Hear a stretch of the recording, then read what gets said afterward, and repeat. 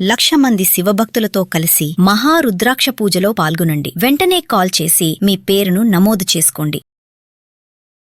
Suman TV ప్రేక్షకులకు నమస్కారం. నేను మీ అనలిస్ట్ మందడి కృష్ణారెడ్డిని మాట్లాడుతున్నాను. బాడీ కౌంట్ ఇదొక పెద్ద టాపిక్గా ఇవాళ ప్రతి ముగ్గురు కలిస్తే దాంట్లో ఒకరైనా ఈ సమస్యకి ఎత్తి ఈ టాపిక్ మాట్లాడుతుండగా తెలుస్తుంది మనకు. అసలు బాడీ కౌంట్ అంటే ఏమిటి? మరి 144 కోట్ల జనాభా ఉన్న భారతదేశంలో ఈ బాడీ కౌంట్ అనేది అట్టడుగు స్థాయికి ఎందుకు పడిపోయింది? ఒక చిన్న టర్కిష్ దేశం ప్రపంచంలో అందరికన్నా ఎక్కువగా బాడీ కౌంట్ ఉండే దేశంగా ఎందుకు పిలువబడుతుంది అనేది మనం తెలుసుకున్నాం. బాడీ కౌంట్ అంటే ఏమీ లేదు. ఇక్కడ ఒక వ్యక్తి శృంగార భాగస్వాములు తన జీవితంలో ఎంతమంది ఉన్నారు అనేటువంటి దాన్ని కౌంటింగ్ చేసే విధానాన్నే బాడీ కౌంటింగ్ అంటారు. అంటే వెస్ట్రన్ కంట్రీస్లో ఏమిటంటే ఒక బయోలాజికల్ నీడ్ అంటారు. అంటే శృంగారం అనే దాన్ని ఒక శారీరక అవసరానికి మాత్రమే గుర్తిస్తారు తప్ప దాన్ని ఒక పవిత్రత కింద, ప్రాతిపత్యం కింద ఇలాంటి ఆలోచనలు వాళ్ళు ఎప్పుడు చేయరు. తన జీవితంలోకి ఎవరైనా వస్తే ఈ జీవితంలోకి వచ్చినప్పటి నుంచి ఆ జీవితంలో ఎంతకాలం అయితే ఉంటారో అంతకాలం వాళ్ళు తనతో ఉండాలని కోరుకుంటారు తప్ప అంతకుముందు వాళ్ళు ఎంతమంది దగ్గరికి వెళ్ళారు, ఎక్కడికి వెళ్ళారు, ఎక్కడ వాళ్ళకి జీవిత భాగస్వాములు ఉన్నారు, ఎక్కడ శృంగారం జరిపారు, ఇలాంటి విషయాల గురించి వాళ్ళు ఎప్పుడు కూడా మాట్లాడరు. కానీ దురదృష్టవశాత్తు భారతదేశం లోపల అసలు ఈ విషయం మాట్లాడడానికే చాలామంది ఇబ్బంది పడిపోతారు. కానీ ఇబ్బంది పడాల్సిన అవసరం, ఎందుకంటే జీవితంలో అది ముఖ్యమైన భాగం. దాన్ని కాదని మనం ముందుకు వెళ్ళడానికి అవకాశం లేదు. అయితే అమెరికాలో ఉన్నటువంటి ఒక పాపులర్ ఒక గ్లోబల్ ఆర్గనైజేషన్ ఈ మధ్యకాలంలో, అంటే ప్రతి సంవత్సరం వాళ్ళు చేస్తారు, ఈ బాడీ కౌంట్ మీద వారు సర్వే చేస్తారు. ఒక 50 దేశాల్లో వాళ్ళు సర్వే చేశారు. ఈ 50 దేశాల్లో సర్వే చేసి ఏ దేశంలో అత్యధికంగా బాడీ కౌంట్ ఉంది, అంటే ఒక మనిషి జీవితంలో ఎంతమంది శృంగార భాగస్వాములు అతని జీవితం లోపల కలిశారు, అతను ఎంతమందితో శృంగారం జరిపారు అనేటువంటి దాన్ని కౌంట్ చేస్తారు. దీన్నే బాడీ కౌంట్ అంటారు. ఈ బాడీ కౌంట్లో భాగంగా వాళ్ళు కనిపెట్టినటువంటి విషయం ఏమిటంటే భారతదేశం లాంటి 144 కోట్ల జనాభా ఉండే దేశం అట్టడుగున స్థాయిలో ఉంది బాడీ కౌంటింగ్ లోపల. అదే చిన్న దేశం, కొద్ది జనాభా ఉండేటువంటి చిన్న దేశం లోపల, టర్కిష్ లాంటి దేశం లోపల అత్యధికమైన స్థానం అంటే 14 ఉంది. అక్కడ 14 అంటే ఒక వ్యక్తి తన జీవితం లోపల ప్రతి వ్యక్తి సగటున 14 మంది శృంగార భాగస్వాములు అతని జీవితంలో ఉన్నారనమాట. 14 మందితో వాళ్ళు శృంగారం జరిపారని చెప్పి చెప్పబడుతున్నటువంటి విషయం. అలాగే మరి ఆస్ట్రేలియా, న్యూజిలాండ్ 13 మెంబర్స్ ఉండి నెక్స్ట్ స్థానాల్లో ఉన్నాయి. అమెరికా లాంటి బాగా ఓపెన్ శృంగారం ఉండేటువంటి వ్యవహారం ఉండేటువంటి దేశంలో కూడా ఓన్లీ 12కు మాత్రమే పరిమితం అయిపోయినారు వాళ్ళు.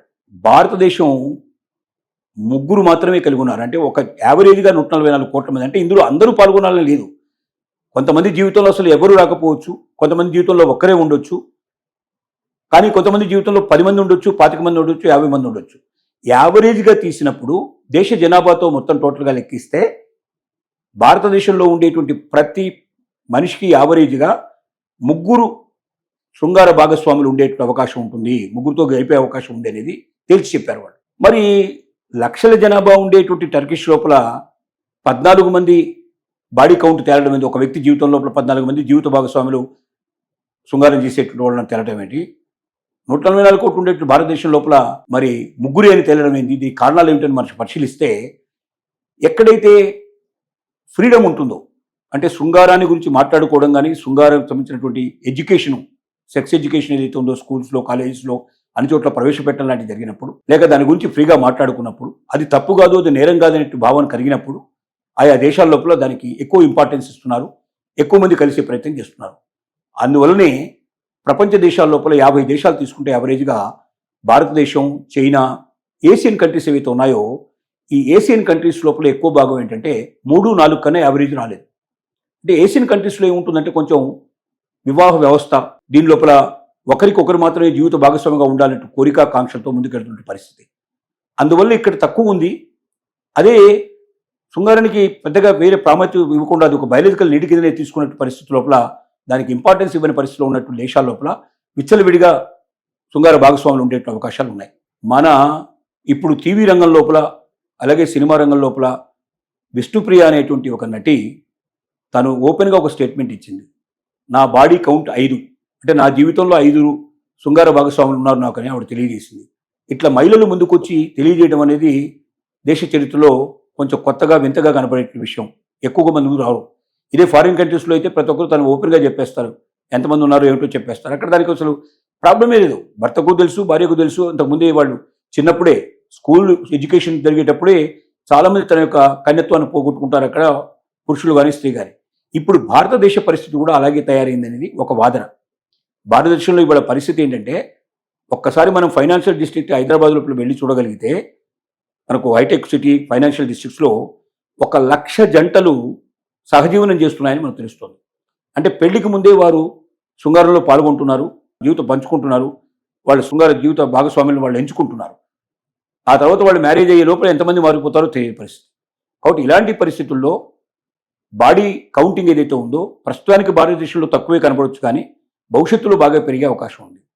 దేశీయంగా తీసినటువంటి ఒక సర్వే లోపల ప్రతి మగవాళ్ల జీవితంలో 3.2 మహిళలు ఉండే అవకాశం ఉందని భారతదేశంలో ఉన్నటువంటి పురుషుల విషయంలో, అలాగే మహిళల విషయంలో ఒక్కొక్క మహిళ విషయంలో 2.4 2.4 పురుషులు ఉండే అవకాశం ఉందనేది లెక్కతీలింది. అంటే రోజు రోజుకి మహిళల్లో కూడా శృంగార భాగస్వాములను కలుపుకుపోయేటువంటి పరిస్థితి, ఎక్కువ మందిని జీవితం లోపల తన జీవితంలోకి ఆహ్వానించే పరిస్థితి, ఎక్కువ మందితో శృంగారంలో పాల్గొనే పరిస్థితులు ఏర్పడుతున్నాయని దీన్ని బట్టి మనకు అర్థమవుతుంది. ఒకప్పుడు 100కి పురుషుల్లో తీసుకుంటే దాదాపుగా 75 మంది వివాహానికి ముందే శృంగారంలో పాల్గొనే వాళ్ళని తెలిసింది. అలాగే మహిళల్లో తీసుకున్నట్టయితే ఈ సంఖ్య చాలా తక్కువ ఉండేది, 30-32% ఉండేది. ఇవాళ ఈ మధ్య తీసినటువంటి నేషనల్ సర్వేస్లో తేలింది ఏంటంటే, పురుషుల లోపల 90-95% వివాహానికంటే ముందే వారు శృంగారంలో పాల్గొంటున్నారని తెలుస్తోంది. అలాగే మహిళల్లో కూడా విచిత్రంగా 75-76% వరకు ఇప్పటికే పెరిగిందని, భవిష్యత్తులో ఇది కూడా పురుషులతో సమానంగా వచ్చే అవకాశం ఉందనేది చెప్తున్నట్టు విషయం. కాబట్టి భారతదేశం వెస్ట్రన్ కంట్రీస్లో ఆలోచనలో పడి నడుస్తోంది. ప్రస్తుతానికి మాత్రం 3% ఉండొచ్చు, కానీ భవిష్యత్తులో ఇది కూడా 10% దాటే అవకాశాలు ఉన్నాయి. ఆ స్థితి ఇంకెంతో దూరం లేదు, కొన్నేళ్లు మాత్రమే పడుతుందని చెప్తున్నారు. మరి ఇలాంటప్పుడు ఎవరు కూడా విదేశాల్లో ఎట్లాగైతే శృంగారానికి ఓన్లీ బయాలజికల్ నీడ్ కిందే తీసుకోవాలి తప్ప, పెళ్లి కాకముందు కన్యత్వం ఉందా లేదా, లేకపోతే ఇతను ఎవరితో పాల్గొన్నాడా లేదా అనేటువంటి లెక్కలు వేసుకుంటే మాత్రం భవిష్యత్తులో ఎవరికి వివాహాలు అవ్వడం కూడా చాలా కష్టంతో కూడుకున్న పని అనే విషయం మనం చెప్పక తప్పదు.